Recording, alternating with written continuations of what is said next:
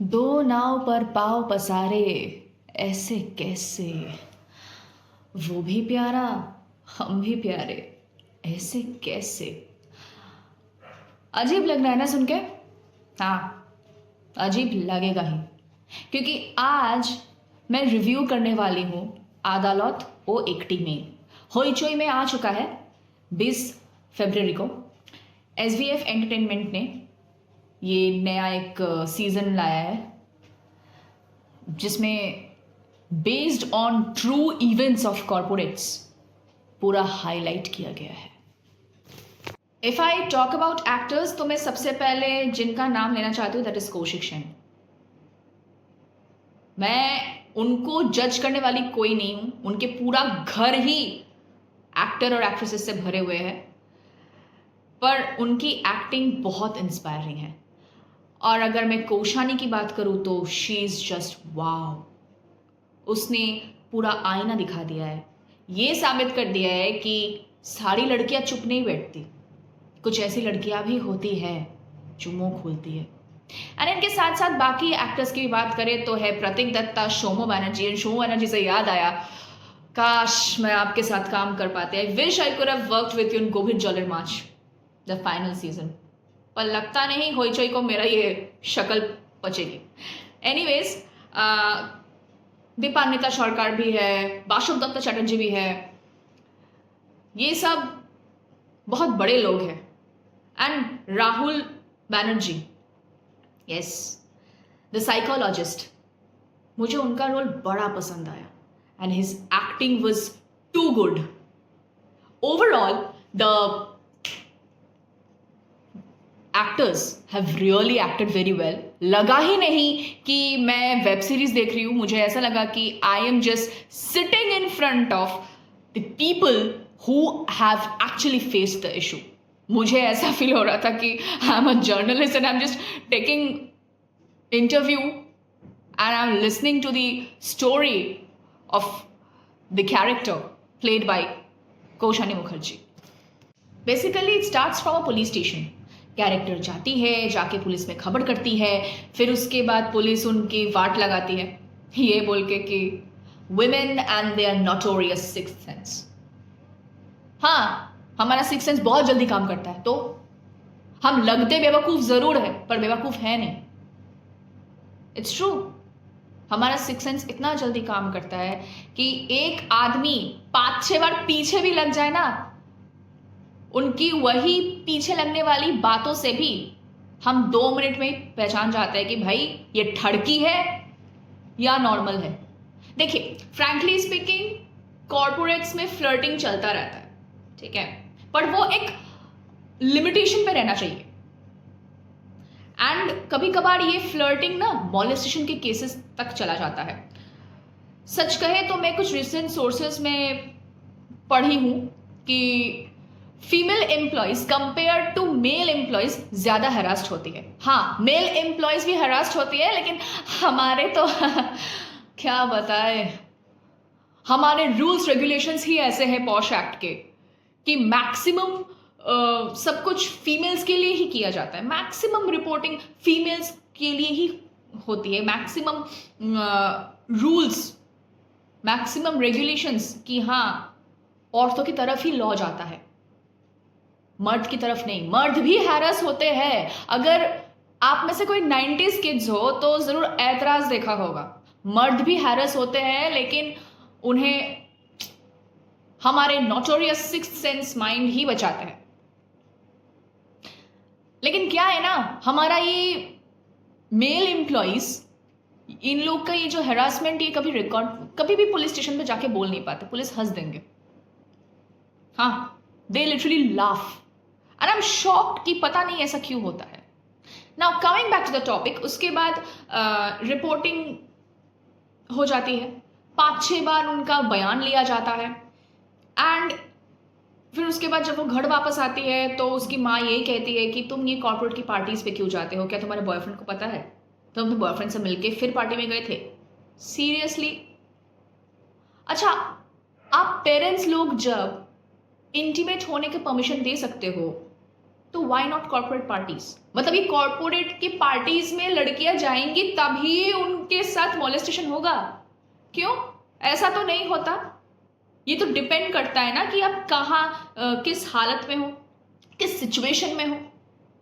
ये तो मतलब किसी के साथ भी हो सकता है। अच्छा, मेरे साथ भी हो सकता है। दो I do work from home, but मेरे साथ तो फिजिकली ना हो, मैसेजेस में तो हो ही सकता है ना।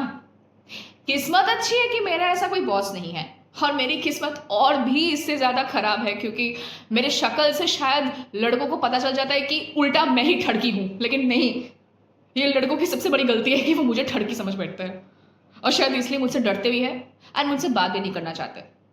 मैं अपना एक एक्सपीरियंस बताती हूँ। काफ़ी लड़कियां मेरे ऑफिस की खूबसूरत थी। मैं जिस ऑफिस में पहले काम करती थी, मैं नाम नहीं लूंगी, लेकिन वहाँ के जो पहले मेरे बॉस थे वो मुझसे उम्र में छोटे जरूर थे और फ्रस्ट्रेटेड भी थे। नेचुरली इतनी सारी लड़कियों को अकेला कैसे हैंडल करेगा, is not a play boy. तो उनका मतलब मेरी तरफ नजरिया बहुत बुरा था एंड मुझे पता नहीं क्यों। I was in a shock कि भाई मेरा ऑरा नेगेटिव है इसीलिए, या फिर मुझे कोई रिकॉग्निशन नहीं मिलता था। मैं कुछ भी अच्छा कर लूं मुझे हमेशा ही इंसल्टेड होना पड़ता था। क्यों?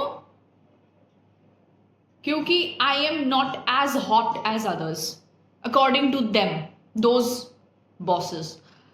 हालांकि बाद में मेरे बॉस बदले एंड मेरे रिकॉग्निशन कुछ दिन बाद आया, लेकिन तब तक बहुत देर हो चुकी थी। Anyways, coming back to the topic, अब आते हैं उसके बाद शोमू बैनर्जी, डीके का रोल जो किया है उन्होंने, ये मतलब वो खुद हैरान थे कि मैंने ऐसा क्यों किया। क्यों से सबसे बड़ा सवाल है, मैंने किया ही नहीं कुछ भाई, मैंने तो उसको छुआ तक नहीं। हाँ, आई फ्लर्ट द गर्ल। अब मैं आती हूं फ्लर्टिंग में। देखिए, फ्लर्टिंग तो चलता रहता है, this is quite normal. Flirting तो सोशल मीडिया में भी होता है, तो क्या वो हद पार करते हैं? नहीं ना। तो अगर आप बिना हद पार किए थोड़ा फ्लर्ट कर ले तो कोई प्रॉब्लम नहीं होती है। प्रॉब्लम तभी होती है जब वो फ्लर्टिंग लिमिट क्रॉस कर जाती है, जब वो फ्लर्टी बातें ना ऐसे लैंग्वेजेस में आ जाते हैं ना जो कोई औरत ले नहीं पाती। मैं उस तरीके के चैट का नाम नहीं ले सकती, as usual I told earlier कि मैं बीप यूज करना नहीं जानती। एनीवेज, इसके बाद केस चलता है एंड लास्ट में देखा जाता है कि अल्टीमेटली हुआ क्या था।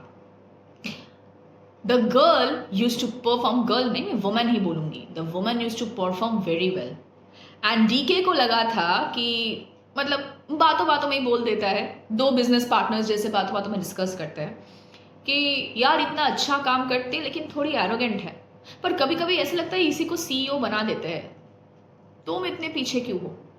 ये बहुत नॉर्मल बातें हैं, ये बहुत नॉर्मल बात है, क्योंकि अगर कोई इंसान खुद को अपग्रेड नहीं करेगा तो वो तो पीछे ही होगा ना। तो उसके सामने जो वो फीमेल ही क्यों ना हो, वो मेल ही क्यों ना हो, अगर बेटर परफॉर्म करे तो उसी को ही प्रमोशन मिलेगा, उसी के लिए सोचेंगे कि हाँ कि इसको प्रमोट किया जा सकता है, इसको अपने पोजीशन पे लाया जा सकता है, हम लोग एक दूसरा ऑफिस खोल सकते हैं जहाँ पे हम लोग बैठेंगे। शायद यही सोच के डीके ने कहा होगा, लेकिन डीके का जो पार्टनर है उन्हें लगा कि उनकी position is obsolete, is going to be obsolete. ये ऑब्सोलीट के चक्कर में वो बेचारे इतना बड़ा कांड कर बैठे। ये एकदम लास्ट में जाके प्रूफ होता है।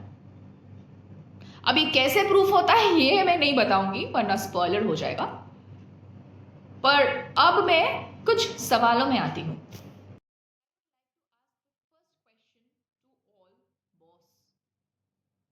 मालिक, सीईओज, एक ही सवाल, आप लोग तो फेरी टेल में जीते नहीं होंगे कि हाँ मैं सिंगल आदमी हूं या सिंगल औरत हूं, एम्प्लॉयज में से किसी को अगर चूज कर लूं तो मेरी जिंदगी बन जाएगी। ये इस फेरी टेल में तो कोई जीता नहीं है आज के जमाने में एटलीस्ट। तो फिर इतनी दिल लगी किस बात की? आप फ्लर्ट करें, कोई दिक्कत नहीं है, वी ऑल एंजॉय फ्लर्टिंग, लेकिन आप लोग लिमिट्स क्यों क्रॉस कर जाते हो? और जो कमिटेड है उनसे भी मैं सवाल पूछना चाहती हूँ, अगर आप एक लिमिट में फ्लर्ट करें तो आप लोग की दिक्कत क्या होती है? क्या आपको आपकी पार्टनर पसंद नहीं है? तो भाई पार्टनर को छोड़ो, सिंगल लॉन्डियों के पीछे क्यों भागते हो, या फिर उन लड़कियों के पीछे क्यों भागते हो जिन्होंने कभी आपको उस नजरिए से देखा ही ना हो, आपकी कद्र करता हो, रिस्पेक्ट करता हो, और उस नजरिए से आपको देखता हो कि या आई रिस्पेक्ट दिस पर्सन, हाँ ये पर्सन इनके जैसा मुझे कोई जिंदगी में चाहिए, इन्हें नहीं चाहिए। There is a difference, subtle difference between that, कि मुझे यही इंसान चाहिए और इनके जैसा इंसान चाहिए जिंदगी में।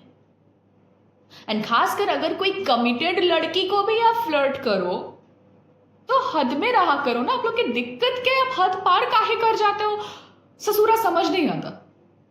दूसरा सवाल, लॉयर लोग, sir with due respect to lawyers, जजेस, एडवोकेट्स, आप लोग एक विक्टिम से ऐसे सवाल तो डेफिनेटली नहीं कर सकते जिससे विक्टिम खुद को गलत महसूस करे, खुद को ऐसा महसूस करे कि जैसे मेरी गलती है हर चीज में, I am the victim, I am the convict. No, you are a victim. You can not just ask a victim like इतनी डिटेल्स में पूछ रहे हैं, जैसे मैंने कौशिक सेन के रोल में देखा है, इतना डिटेल्स कि मुझे ये जानना है आप कैसे ये हुआ, वैसे क्या हुआ। आप पूरा सुनेंगे तो आपको पता चलेगा, आपको भी गुस्सा आएगा कि ऐसे होते हैं लॉयर्स। मैं जितने लॉयर्स को जानती हूँ वो लोग ऐसे नहीं है। It's a request to new lawyers, please आप लोग थोड़ा मर्यादा रख के सवाल पूछें। आप लोग को डिटेल्स जानना है तो अलग बात करें, पूरी भरी समाज के सामने, जज के सामने ऐसे सवाल ना करें, क्योंकि इससे विक्टिम को ऐसा लगेगा कि यार गलती ही कर दी मैंने रिपोर्ट करके, हमारा ही इमेज खराब हो रहा है। No, if she is fighting और he is fighting for justice, आपको वैसे ही सवाल करने चाहिए। आप डिटेल्स जानना चाहते हो, it's completely all right, so make it personal ना। होई चोई के लिए भी मैं एक रिक्वेस्ट करूंगी, इसका सीजन 2 एक निकालो जिसमें एक मेल एम्प्लॉय हरास्ट हुआ हो, और उसके लिए फीमेल एम्प्लॉय या फीमेल लॉयर क्या क्या कर सकती है, क्या क्या स्टेप ले सकते हैं, इसके ऊपर आप अदालत ओ एक्टी में का सीजन 2 बनाएं। क्योंकि हम ये जानना, हमको ये मेरे दिमाग में ये आया है कि we need gender laws, equal laws. Equality है ही नहीं। आप खुद सोचो, ये पॉश एक्ट जो है, क्या ये सचमुच सिर्फ मेल्स और फीमेल्स दोनों ही के लिए है या सिर्फ फीमेल्स के लिए है? As far as I know, I have taken the training, online training, मुझे पूरी तरह लगा नहीं कि ये मेल एम्प्लॉयज के लिए है, फीमेल एम्प्लॉयज के लिए ज्यादातर है। तो आप लोग प्लीज एक सीजन 2 निकाले जिसपे ये मेल एम्प्लॉयज के हरासमेंट को भी आप लोग कवर करें। क्योंकि जो आप लोग अगर सच ही दिखा रहे हैं तो पूरा सच दिखाइए ना। दोनों जेंडर की ही तो सेम प्रॉब्लम होती है ना। एंड लॉयर्स के लिए भी बात बता दूं, फ्रीडम ऑफ स्पीच और court room ethics please maintain करें। हम यंग जनरेशंस, चाहे वो लॉयर हो, चाहे एक लेमैन हो, जर्नलिस्ट ही क्यों ना हो, आपसे ही तो सीखेंगे ना। आप लोग बड़े हो, अगर आप लोग खुद अपने मर्यादा पे नहीं रह सकेंगे तो हमसे क्या उम्मीद करेंगे आप लोग? फिर भरी समाज में हम लोग की इंसल्ट होगी कि हम लोग मर्यादा में नहीं रहते। ये तो आप लोग की गलती है ना, आप लोगों से तो हम लोग सीख रहे हैं, right? And to the parents, and not only parents but parents के कुछ आसपास के दोस्त एंड ऑल, आप लोग की दिक्कत क्या है? नहीं, मैंने ये फेस किया है। दिक्कत क्या है? मैं क्या, कोई भी अगर कुछ भी पोस्ट करे उसके लिए इतने सवाल खड़े कर देते हैं। समटाइम्स आई फील कि भाई इससे अच्छा मैं कुछ पोस्ट ही ना करूं, मैं किसी को अपनी फीलिंग्स ही शेयर ना करूं, अपने अंदर दबा के रखूं। मेरा भी मन करता है कि मैं कुछ शेयर करूं, वो अपनी फीलिंग्स ही क्यों ना हो, अपनी सक्सेस ही क्यों ना हो, या फिर कुछ सोचना, something which I think about, memes, या फिर किसी का बर्थडे विश। भाई कुछ दिन पहले ऐसा हुआ है, मैंने किसी को बर्थडे विश किया था, मैं नाम नहीं लूंगी, लेकिन आउट ऑफ नोवेयर मेरी मम्मी को पूछ रहा है कि ऐसे एक लड़के को विश किया है, लड़का गले लगा के पिक्चर खींचा था। I was like what the, are you serious? नहीं, आप लोग हर चीज में घुसते क्यों? आप लोग को दिक्कत क्या है? Just because see I can take criticism, कुछ पूछना हो डायरेक्ट मुझसे पूछो। Why you are asking my parents? क्यों? ये बंद करना बहुत जरूरी है। This is required to be shut down. This is not fair actually. And parents लोग, अगर आप इंटीमेसी को सपोर्ट कर सकते हो, then why not corporate parties? Her time आप लोग ये कहते हो कि क्यों कॉर्पोरेट पे नौकरी कर रहा है, तू एजुकेशन सेक्टर पे जाना। जैसे हर सेक्टर पे गंदगी नहीं है, सिर्फ कॉर्पोरेट्स में ही गंदगी है। कितने कॉर्पोरेट्स में काम किए हो आप लोग? मैक्सिमम तो सरकारी नौकरी किए होंगे। और आपको क्या लगता है सिर्फ प्राइवेट कंपनीज में, सिर्फ कॉर्पोरेट्स में ऐसी गंध मची है, गवर्नमेंट पे नहीं है? हाँ, वो दिखा नहीं पाते, लेकिन इशारों से, हरकतों से पता चलता है। I have an experience. कुछ डॉक्यूमेंट्स की वजह से हर साल अपना चेहरा दिखाने जाना पड़ता है। मैं एक बार सबमिट कर गया हूं तब भी बात नहीं बनेगी, कम से कम 2-3 बार अपना चेहरा दिखा के हूं तब जाके बात बनेगी। क्यों? Because I am a young lady. और ये अकेली मेरी प्रॉब्लम नहीं है, ये हैरासमेंट तो यंग लेडी की तरफ तो है ही, इशारा ही है कि मुझे तुम्हारा चेहरा देखना पसंद है, इसीलिए तुमको ऐसे बुलाते हैं, हैरास करते हैं। ये तो यंग की तरफ तो है, यंग लेडीज की तरफ तो ये है ही। और भी ये हैरासिंग होता है when this same procedure is followed for the senior citizens as well. Do you think it's right? मैं सीनियर सिटीजन्स को छोड़ के अपनी ही बात करूं तो क्या ये सही है?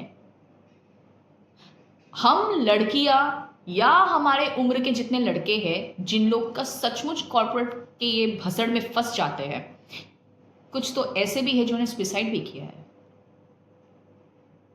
क्या लगता है, क्या आप लोग का ये वियर्ड बिहेवियर सही है? मैं ये रिक्वेस्ट ही करती हूं कि अगर आप लोग को सचमुच जिंदगी में लोगों को एक्सेल करने देना है तो बहुत कुछ छोड़ना पड़ेगा।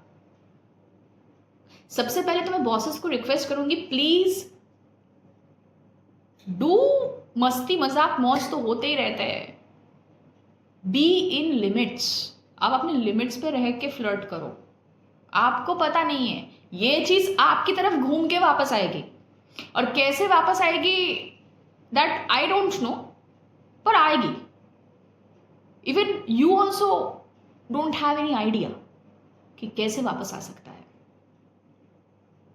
सभी को मैं यही रिक्वेस्ट करूंगी, प्लीज समाज सुधर जाओ, क्योंकि मुझे लगता है this is the high time कि आप लोग सुधरे, औरतों को सही से काम करने दे। जब भी कोई प्रमोशन की बात आती, प्रमोशन से भी याद आया, चाटुकारिता, सीरियसली मेहनत का कोई दम नहीं है क्या? मतलब एक लड़की थोड़ी एरोगेंट क्या बिहेव कर दी और बॉसेस के साथ क्या 2-3 बार चक्कर लगा लिए पूरे ऑफिस में, वो स्लट बन गई।